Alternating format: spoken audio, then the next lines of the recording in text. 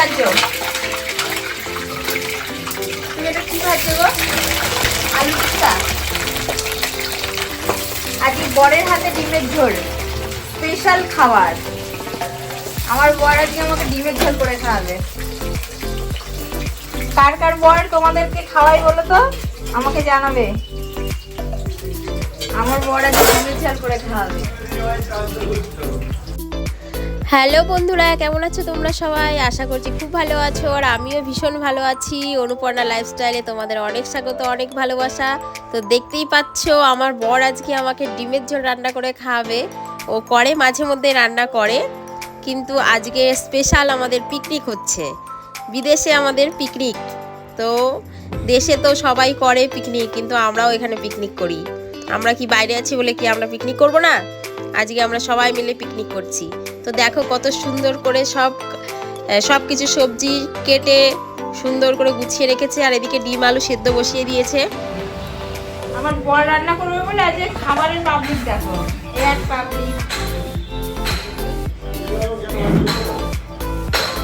এই একটা পাবলিক এরকম করে কথা বলছে। আচ্ছা, আর একজনকে পেয়ে গেছি, দেখলে না কি বলবে, এই এক পাবলিক, খাবারের পাবলিক। আমি রান্না করলে এত খেতে আসে না কেউ, বড় রান্না করবে তো আজকে সবাই এসে এদিকে রান্না বসিয়ে দিয়ে সে আবার আলু ফ্রেঞ্চ ফ্রাই আর আলু টিক্কা এদিকে ফ্রাই হয়ে গেছে, এগুলো ফ্রাই করছে। বলছে ছোটোখাটো একটা নাস্তা হয়ে যাক, আর এদিকে রান্নাটা ভিজিয়ে রেখেছে। তো এদিকে চালটা ভিজিয়ে দিয়েছে, বিরিয়ানি রাইসটা, মানে বিরিয়ানি রাইস দিয়ে আজকে ডিমের ঝোল খাওয়া হবে, তো চালটাও ভিজিয়ে দিয়েছে। তো চলো বন্ধুরা দেখতে থাকো কি কি হচ্ছে।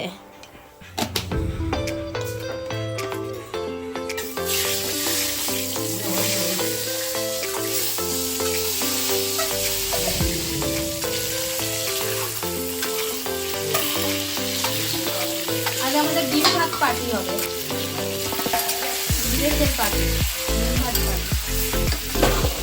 ও বড়মশাই ধরো কড়াইটা।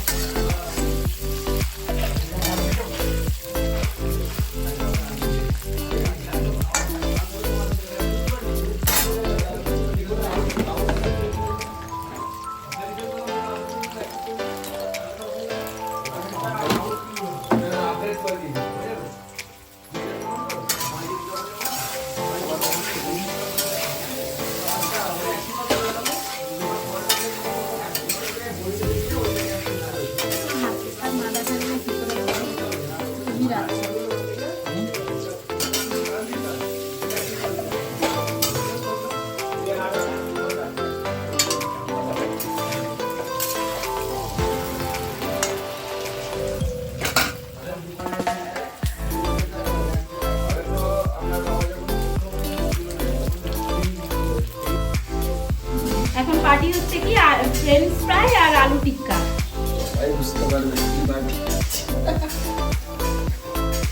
এই হাই কর, হাই কর, আমি এটা কিন্তু রিয়েল ইয়েতে ছেড়ে দেবো। এই যে হাই কর, গুড্ডু, গুড্ডু ভালো, হাই করো। আর এই যে এখানে আরেকজন খাচ্ছে আর রান্না করছে, হাই করো সবাইকে, বন্ধুদের।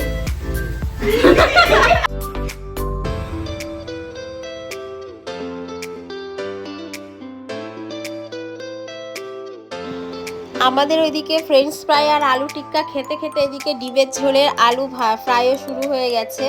তো আলুটা ভাজা হওয়ারই মধ্যে, তো হয়ে গেলে ডিমগুলো আগে ভেজে রেখে দিয়েছে, তো ওটাকে মশলা করে আর কি ঝোল করবে।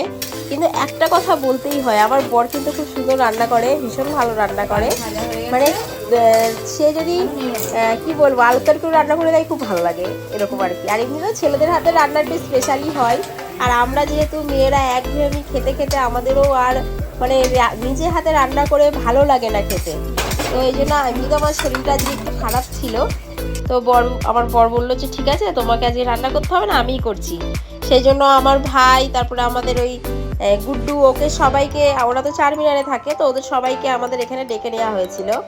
আর এখানে আর একটা ভাই থাকে, সে, তারপরে আমাদের ড্রাইভার দাদা, সবাই মিলে আমরা আজকে ছোটোখাটো একটা পার্টি করেছি। তো দেখো তার রান্নার প্রসেসটা দেখো, এত সুন্দর রান্না করে। আমি তো প্রথম যখন হায়দ্রাবাদে আসি তখন আমি অত ভালো রান্না করতে পারতাম না। তো তখন সে একটা মানে কোম্পানিতে জব করতো, তো আমাকে সে রান্না করে দিয়ে যেত, আবার এসে আবার রান্না করতো রাত্রেবেলাতে, আর আমি শুধু খেতাম। কিন্তু কি করবো বলো, নিজে রান্না করে তো খেতেই পারতাম না। একদিনকে লাউয়ের সবজি রান্না করেছি, এমন হয়েছে মানে আমি নিজেই খেতে পারছি না, কিন্তু তার কোনো অবজেকশন নেই, সে বলছে না ভালো হয়েছে, কিন্তু আমি নিজেই খেতে পারছি না। দিয়ে ওরকম দেখে তারপরে বলছে ঠিক আছে আমি রান্না করবো, তোমাকে করতে হবে না। আর ও যেহেতু অনেক বছর ধরেই এখানে আছে হায়দ্রাবাদে, তো আগে তো বাবার সাথে ছিল বিয়ের আগে, তো ওখান থেকে আর কি মানে আমার শ্বশুর মশাই যে, উনিও খুব ভালো রান্না করতে পারে। উনিও আজকে 20 বছর ধরে রান্না করে খেয়ে এখানে আছে। তারপরে যদিও পরে সবাই আমরা এখানেই চলে এসেছিলাম, আমার শাশুড়ি টাশুড়ি সবাই আমরা এখন বর্তমানে এখানেই আছি। তো অনেক বছর ধরে তিনিও আছে, তো তার কাছে যখন ছিল তখন থেকে আর কি রান্না করার এই প্র্যাকটিসগুলো ওর আর কি চলে এসেছিল। তো দেখো যে কীভাবে মশলাগুলোকে আগে বাটির মধ্যে সব গুলে নেবে, নিয়ে তারপরে আর কি মশলাটা কষাবে। তো খুব সুন্দরভাবে সে রান্না করতে পারে, সেটা বলার মানে আমি বলার মতো কোনো ব্যাপার না, তোমরা দেখেই বুঝতে পারছো। তো দেখতে থাকো তোমরা যে কিভাবে ও রান্না করছে।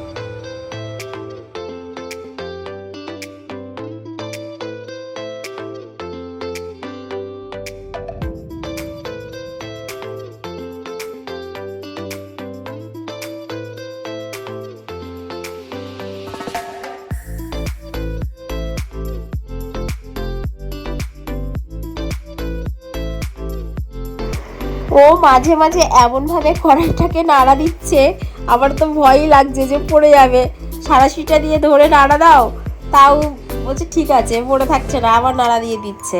তো এইভাবে আর কি চলছে আমাদের রান্নাবান্না। আর ওইদিকে দেখতেই পারছো রাইসটা বসিয়ে দিয়েছে।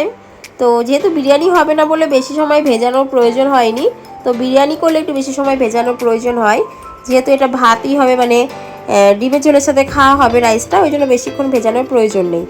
আর দেখতে পাচ্ছ তোমরা কত সুন্দর করে ও মানে মশলাটাকে কষিয়ে কষিয়ে রান্না করছে। তো ও যখনই মাংস হোক বা ডিম হোক, ও যাই রান্না করুক, ও মশলাটাকে খুব সুন্দর করে কষিয়ে নেয় আগে, যতক্ষণ না মশলাটা থেকে মানে তেল ছাড়ছে ততক্ষণ ধরে কষাতে থাকে।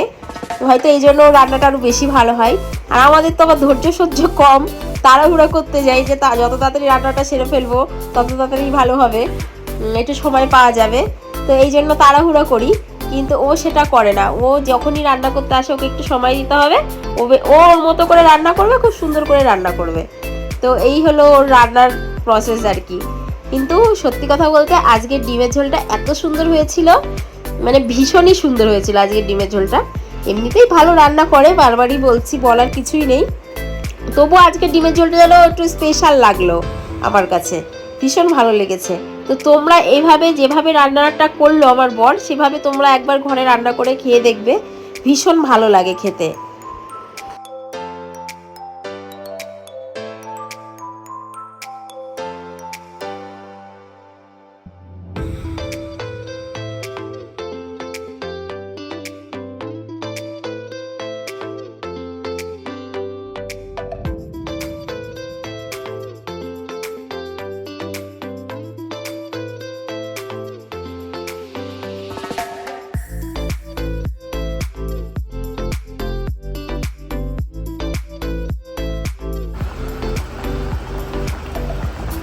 তোমার ডিমের ঝোল তো হয়ে গেছে,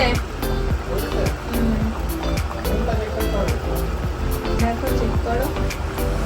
আর এদিকে রাইসের কি খবর? রাইসের এখন কোনো খবরই নেই।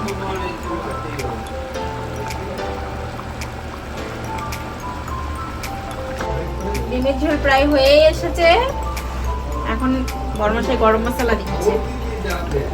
ভালোই রান্না বান্না পারে।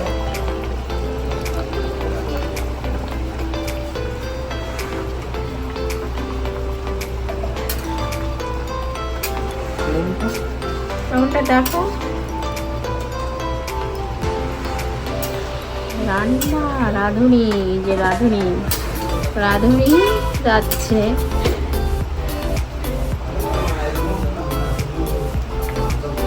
তোমাকে দেখতে হবে তো, না দেখালে তো লোক ভাববে কে নাচছে।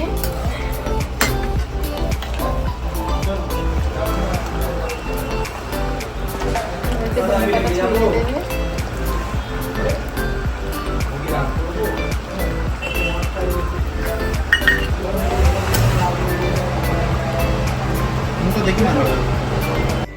তো আমার বরের রান্না পুরো কমপ্লিট হয়ে গেছে, এদিকে রাইসটাও হয়ে গেছে। তো আমি যেহেতু নিচে বসে সার্ভ করতে পারবো না, এই জন্য ওই আর কি পুরো সবার খাবারটা বেড়ে দিচ্ছে, আর আমি এখানে দাঁড়িয়ে দাঁড়িয়ে ক্যামেরা করছিলাম। তো আমি দুপুরে শাক করেছিলাম, সেই শাকটাও ছিল দুপুরের, তো বের করে নিলাম, একসাথে এর সাথে ডিমের ঝোলের সাথে খাওয়া হয়ে যাবে। তো সবাইকে মানে খাবার সবাইকে বেড়ে দিচ্ছে আর কি। তো বেড়ে দেওয়ার পরে যখন সবাই খাবে তোমাদেরকে আমি রিভিউটা দেখাবো যে কীরকম হয়েছে।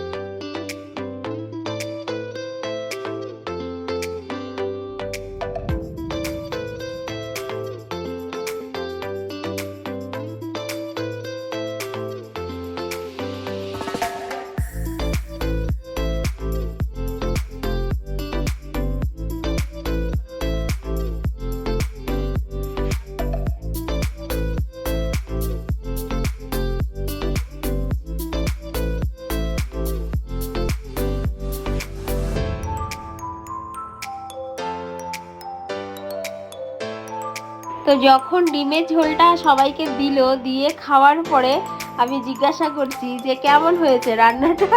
তো কেউ বলছে খুব ভালো, কেউ আবার আমার ভাই আবার বলছে কি মাইন্ড ব্লোয়িং, এইসব বলছে। তো সব আমাদের খাওয়া দাওয়া এখানে চলছে। তো বন্ধুরা, আজকের ব্লগটি তোমাদের কেমন লাগলো? আর আমাদের পিকনিকও খুব সুন্দর হয়েছে। এরকম যদি আমার বরের হাতে রেসিপি জানতে চাও তো আমাকে অবশ্যই কমেন্ট করে জানাও। তো আজকের মতো টাটা।